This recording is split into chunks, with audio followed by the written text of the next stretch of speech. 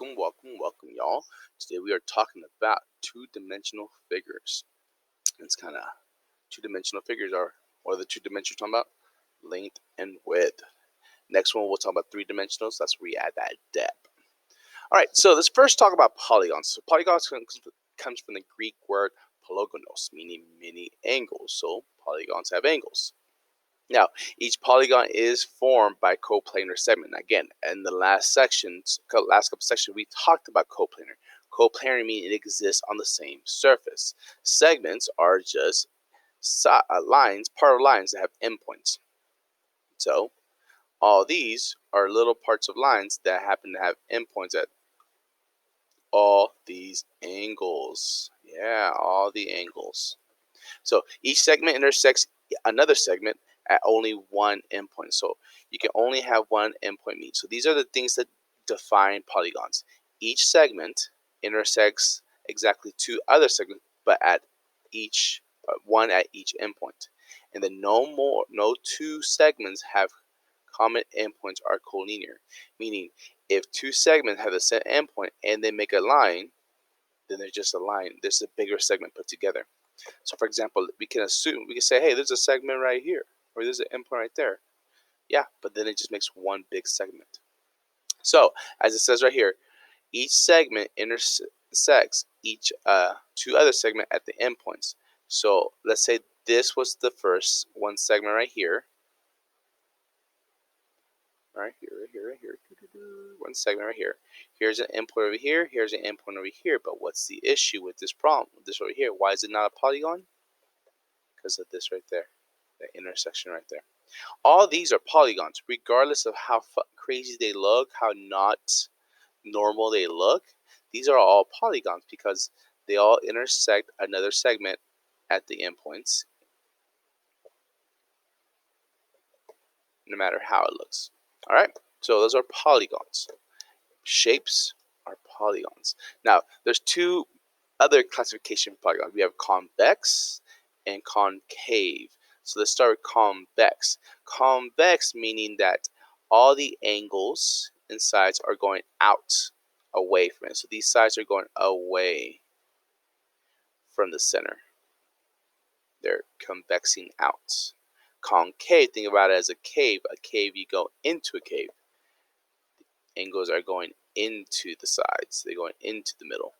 All these angles are going towards the middle. So if you even have one concave angle going inwards, then the whole polygon's a concave. So these are convex going out and concave going in. Now polygons are actually classified by the number of sides. For example, a three-sided figure is a triangle, four-sided quadrilateral, five-sided pentagon, so on and so forth. Hexagon, octagon, decagon, those are the more normal ones, but these odd number ones. Heptagon, also known as a septagon, depending if you ask the Greeks or the Romans. A nonagon, which is one of my favorite ones, I don't know why, just the nonagon part. Nonagon is a nine-sided figure. Hendecagon, 11, and a dodecagon, so 12. A thousand-sided figure is called chiliagon. A million-sided figure is called megagon. And 10 to the 100 power, that means a 10 with 100 zeros. A 1 with 100 zeros is called googlagon. Look it up if you ever. And it's these are all metaphorical shapes. They really don't exist in the real world to an extent, but they're created in case they ever do.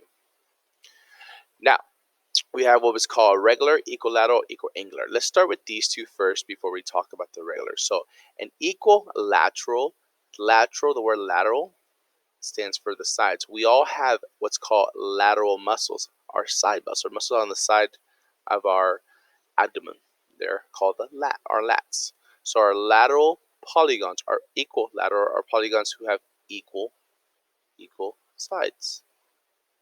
Lateral polygons. All the sides are equal. So for example, let's say this right here. All the sides are equal. Every single one right here. But not all the angles same. This angle looks a little bit bigger. These two look a little bit bigger than these right here.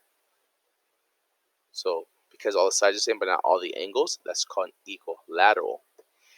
Equiangular. Angular is just a fancy way for saying equal angles. All the angles are the same. Angles. So let's say all these angles are the same. So we talked about when they have the same type of mark, they're the same angle. But these sides right here are way longer than these sides right over here. So this, because the angles are the same, but not all the sides are the same, that's equal angular. A regular, the reason we talked about this second, a regular polygon is when it's both equal angular and equilateral. So for example, this right here, all sides look the same and all angles are the same. Now I do know for sure that these are because I took a special little shape making tool that keeps everything the same. Now this right here, because neither the sides or the angles are all the same, this is called an irregular polygon, or sometimes we just call it polygon. All right, so those are polygons. That's kind of the defining thing, what everything's called. Okay, let's talk about now shapes. Now on polygons, there's different things we find. We find perimeters, areas, and circumference. Now, circumference and perimeters are similar in a way, and we'll talk about. Now, perimeter is the sum of all the sides put together. So if we were to add all the sides to a triangle, how long this is, plus how long this is, plus how long this is, all together, we add all three sides, that equals the perimeter. Okay, so this is some elementary stuff, but that's okay. We got to go over sometimes. Area is the inside part. So area is how much space it takes up on the inside. Area. So this is area. Now circumference, like I said, it's very similar to perimeter, except perimeter is all sides of polygons. Circumference is for circles. What does circles have? Don't have. They don't have sides. They have an infinite amount of dots all going around the same center point. So circumference is a special way to find the distance around a circle. And we'll come to that here in a bit. So let's kind of go through all the individual shapes, the main ones you'll deal with today. So again, a triangle. The perimeter, you add all three sides. So that's easy. But let's talk about the area. The area of a triangle is found by taking the base times the height and dividing it by 2. Now what's special about that is, what is the base and what is the height? That's a good question. The base and height will always be perpendicular to each other in a triangle. Now any side can be considered the base. Any side can be considered the base as long as you have a perpendicular height going away from that base. So this is, if we're calling this the base, the height would go from the opposite angle perpendicular to the side. If we call this the base, that is fine. But the height has to go through here and it has to be perpendicular. Let's see if we can make it perpendicular. Go from here, it has to be perpendicular. Yeah, that looks about 90 degrees. So then this is the new height right here. We're calling this the base. This is the new height, the distance from there to there. But let's say we want to call this side the base instead.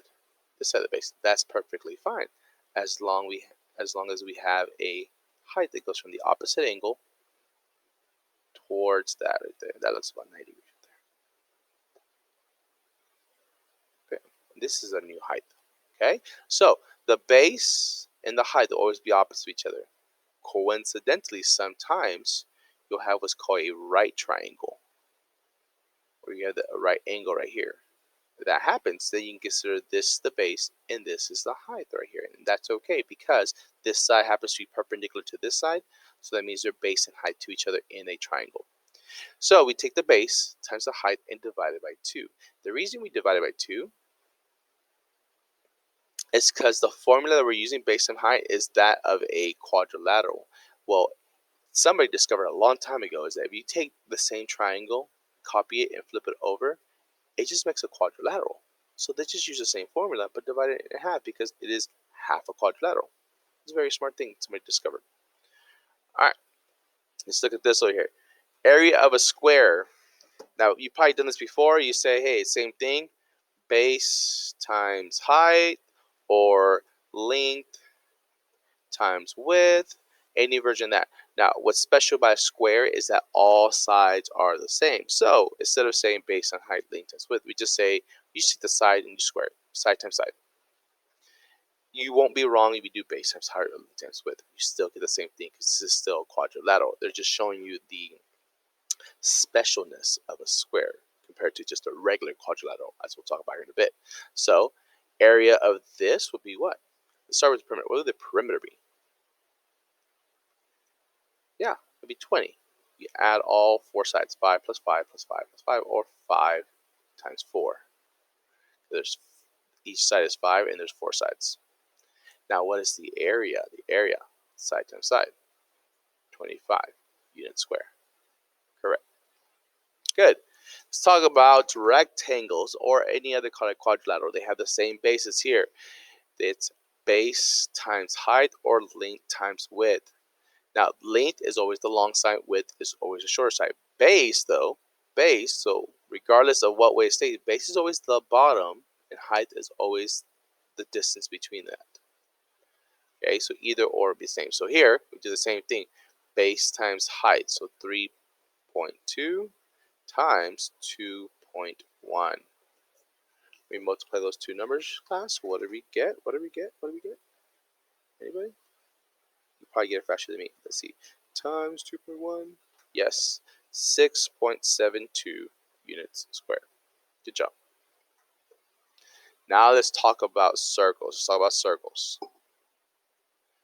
Now, the distance around a circle is called circumference. Okay. Now this is the technical definition for that. This is saying that the perimeter of a given circle by the limiting number approached by the perimeter of a sequence of regular inscribed polygons.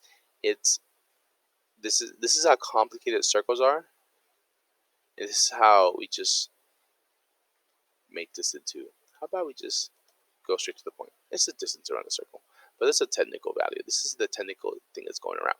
That's where the concept of pi comes to be. Pi is a ratio, but circumference is the value of 2 times pi times the radius. Okay, 2 times pi times radius. Pi before has been called 3.14 or 3.14159, or just use pi. Pi is what we call an irrational number. It's called an irrational number because pi doesn't end. The values of pi go on so far. They have been measured up to 10 billion or trillion numbers, sequences. So if you choose pi in your calculator, you're set. So let's look at this. So what is the circumference of the circle? In our formula, it says it's 2 pi r. Well, 2 has a value, and pi has a value. So the only thing we're missing here is our radius. And what's our radius here, y'all? It's 4. Yeah, radius is the distance from the center to one of the sides. And again, radius is the same from any center to any point, from the center all the way to any side. So all these are 4. They may look a little crooked, but they're 4. Yeah, they're all 4. So when we do our circumference, we do 2 times pi times 4. So we're going to have two answers. We're going to leave it in terms of pi, meaning we're going to leave pi as pi. So we multiply that. 2 times pi times 4. You multiply the actual numbers. You get 8 pi. 8 pi.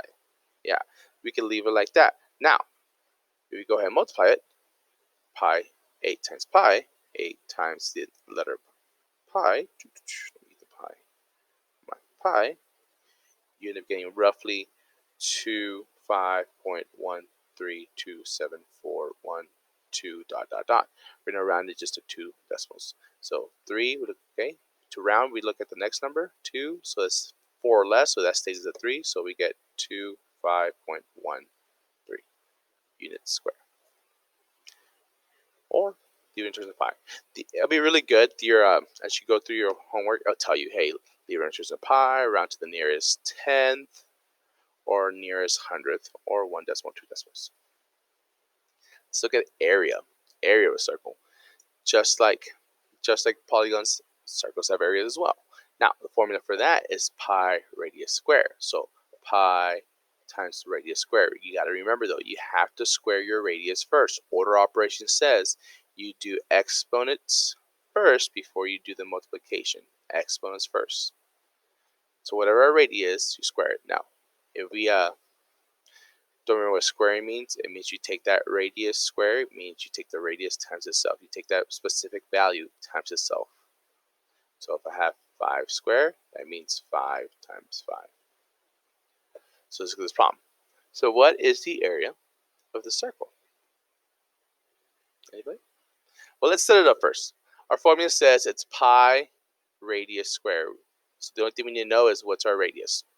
Well, they labeled this right here as 6, so we're going to assume this is our radius. So as we set this up, we're saying pi 6 squared. Correct? Like we said, you square this first. So you square this number first, you end up getting 36 pi. Now, we move this in front ultimately because you always put numbers in front of whatever. Letters, representations of things. And even though this is a value, it is a irrational value, so that comes second to what we call a constant, just a plain number, a constant. So 36 pi is a great pi answer.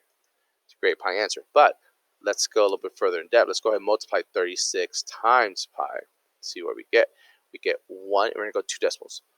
113.097335. We're going to round to 2 decimals. So here's the 9. We look at the number after that. It's a 7.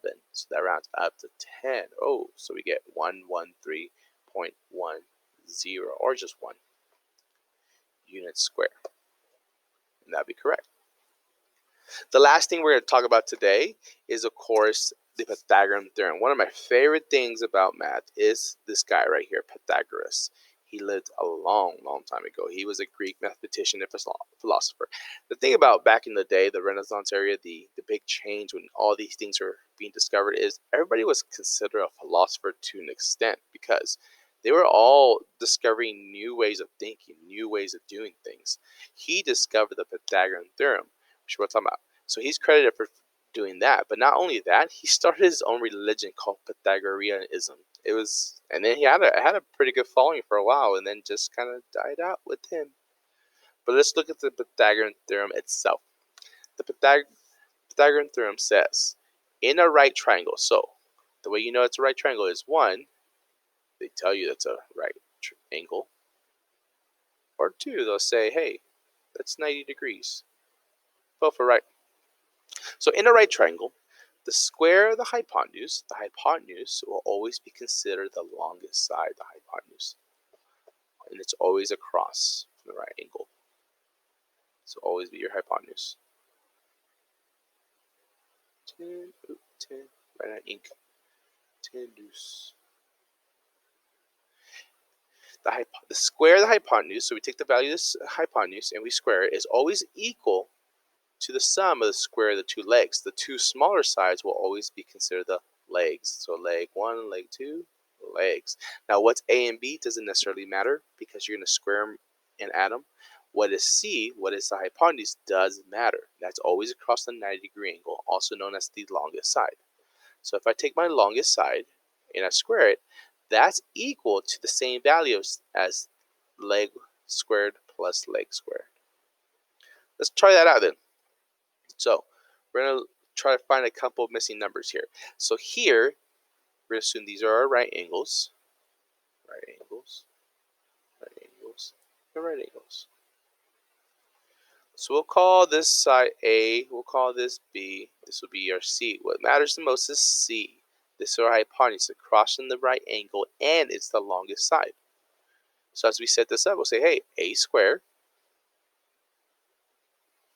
plus B squared, which is 5. So 5 squared equals C squared, which is 13. So let's square those numbers to kind of ultimately solve for A squared. So A squared plus 25 equals 169. Now to solve for a, we get rid of 25, isolate a squared, so minus 25. Minus 25, you're left with a squared equals 144. Now, how do we get rid of a square on a value? We want just this a by itself. Yeah, we square root it. The opposite of a square value is a square root. Square root. You square root this side, you square root this side. So when you square root something with a 2, you just get the value. So when you're square rooting numbers or letters or anything, what you're saying is that, hey, what times what gives me a squared? Well, a times a is a squared. So same thing. What times what gives you 144? That's the exact same value. So what two numbers do I multiply together to get 144? That's 12. So our value of a here is 12.